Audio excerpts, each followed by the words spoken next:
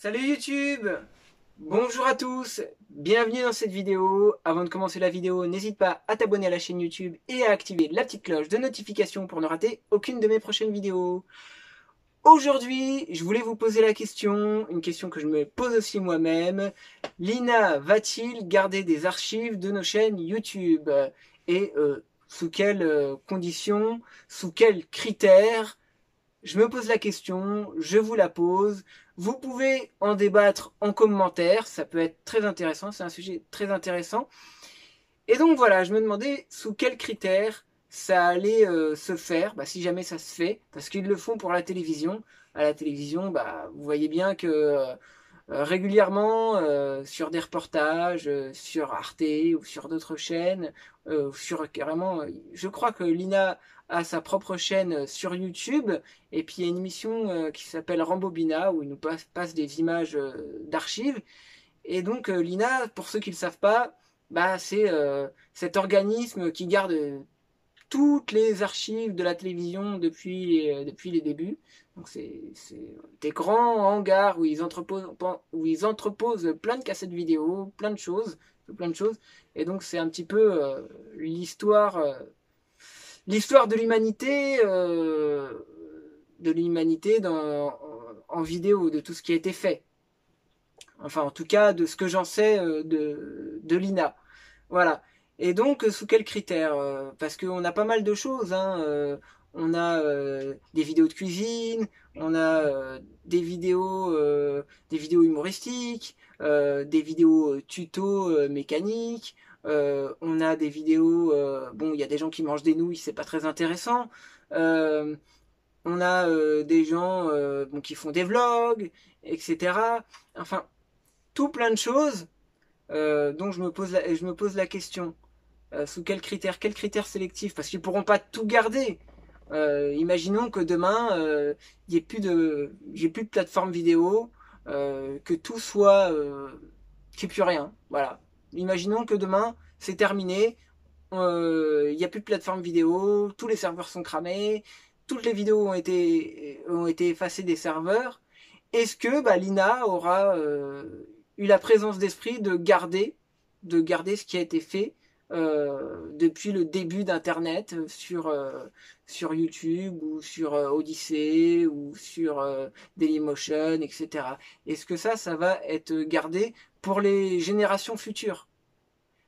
Et admettons, par exemple, je sais pas, s'ils gardent les vidéos où les gens mangent des nouilles, ou je sais pas, des vidéos inintéressantes, par exemple, et si l'INA ne garde que les vidéos complètement débiles du net, et que le reste est occulté, qu'est-ce qui va se passer?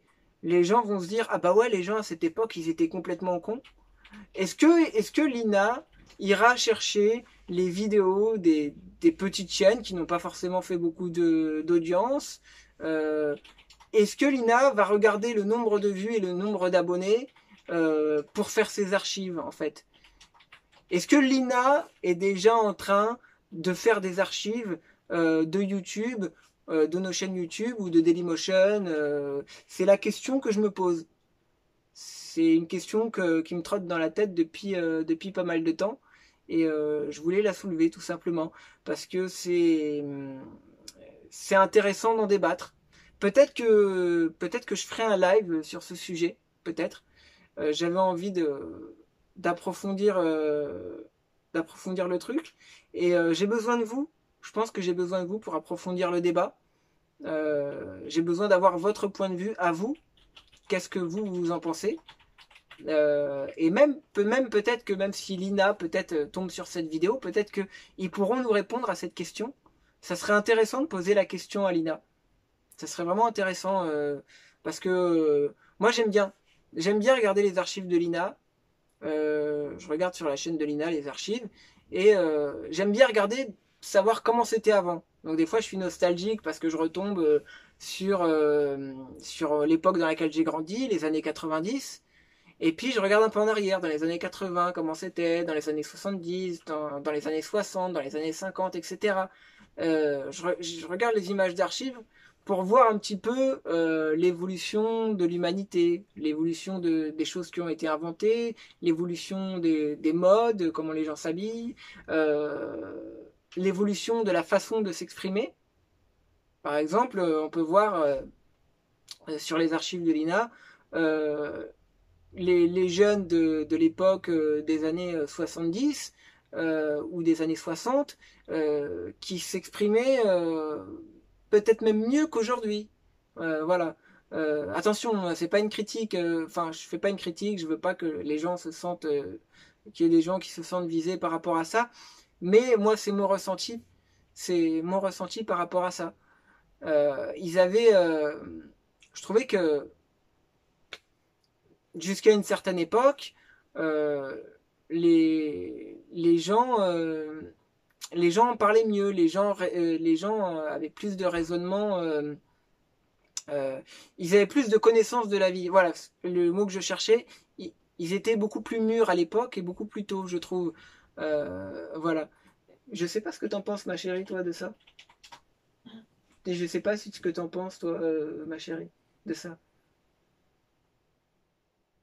Par rapport à ce qu'on a vu sur les archives de l'INA, Oui. que les enfants et les adolescents, même les jeunes à l'époque, étaient beaucoup plus et ils s'exprimaient mieux Ah et oui, ils s'exprimaient mieux et ils raisonnaient mieux. oui. Voilà. C'est plus adulte, plus Ils paraissaient plus mature. adultes plus tôt. Voilà, c'est ça. Mm. Et ça, c'est très Ils intéressant de voir. s'exprimaient très bien. Voilà. C'est même une belle façon de s'exprimer. Ils avaient une belle façon de s'exprimer et ça se ressentait. Ça se ressentait, c'était assez intéressant. Et moi, je vous invite, hein, je vous invite, euh, que vous soyez abonné à ma chaîne ou pas, euh, de consulter de temps en temps les archives de l'INA pour vous faire des idées de comment c'était avant. Voilà, et peut-être que dans les années à venir, peut-être que dans 20 ans, il y aura des gens qui parleront de l'époque d'aujourd'hui, et peut-être qu'il y aura des journalistes, enfin je sais pas si ça existera toujours. Moi, quand j'étais jeune, Parle un peu plus fort si tu veux que les gens quand t'entendent. j'étais jeune, moi, plus jeune, adolescente, c'était ma façon à moi de m'exprimer. Ouais, Euh, je n'avais aucun mot, de gros mots ou de choses comme ça. Je m'exprimais à peu près de cette façon-là. Il faut dire que moi, j'ai été adulte jeune. Hein. J'étais. c'est vrai que toi, t'as été tout de suite propulsé Oui, j'ai pas vraiment vécu dans le monde d'adolescence. adulte en fait. Oui, je n'ai pas. Moi, je n'ai pas eu la même vie que beaucoup de jeunes. En fait. Ouais. Même à ma génération, hein, début des années 80, j'ai été. J'ai eu très très vite des responsabilités et même je réfléchissais différemment aussi. Ouais. Oui,